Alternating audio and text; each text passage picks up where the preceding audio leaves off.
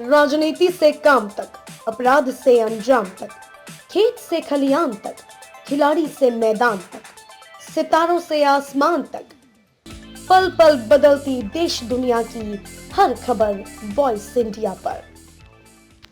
PM Modi को पटना में निशाना बनाने की रची थी साजिश। पीएफआई के नापाक मंसूबों पर ईडी का सनसनीखेज खुलासा। पॉपुलर फ्रंट ऑफ इंडिया ने 2 महीने पहले प्रधानमंत्री नरेंद्र मोदी को निशाना बनाने की साजिश रची थी। 12 जुलाई को उनकी पटना रैली में विस्फोट की तैयारी की थी। इसके लिए पीएफआई का टेरर मॉड्यूल खतरनाक हथियारों और विस्फोटकों को जुटाने में लगा हुआ था। पीएम मोदी की रैली पर हमला करने के लिए ट्रेनिंग कैंप तक का आयोजन हुआ था। यह सनसनीखेज दावे प्रवर्तन निदेशालय ने किए हैं। ईडी के मुताबिक पीएफआई ने यूपी में संवेदनशील जगहों और हस्तियों पर एक साथ हमले की तैयारी की थी। खास बात यह है कि जुलाई में भी पटना से पॉपुलर फ्रंट ऑफ इंडिया के संदिग्धों की गिरफ्तारी हुई थी। उस समय उसने बरामद दस्तावेजों में इंडिया 2047 नाम से पीएफआई की बुकलेट भी थी, जिसमें 2047 तक भारत को मुस्लिम देश बनाने का आतंकी ब्लूप्रिंट था। उस समय भी यह बात सामने आई थी कि पीएफआई अपने नापाक मंसूबों के लिए जगह जगह ट्रेनिंग कैंप भी लगा रही है। हालांकि तब बिहार पुलिस ने मामले को गंभीरता से नहीं लिया था।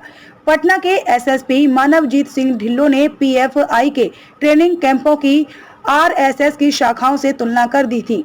बाद में विवाद बढ़ने पर उन्होंने सफाई भी दी थी।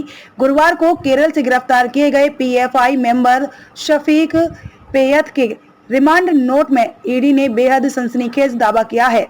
एजेंसी ने कहा कि पीएफआई ने इस साल 12 जुलाई को पटना में प्रधानमंत्री नरेंद्र मोदी की रैली के दौरान हमले के उद्देश्य से ट्रेनिंग कैंप भी लगाए थे।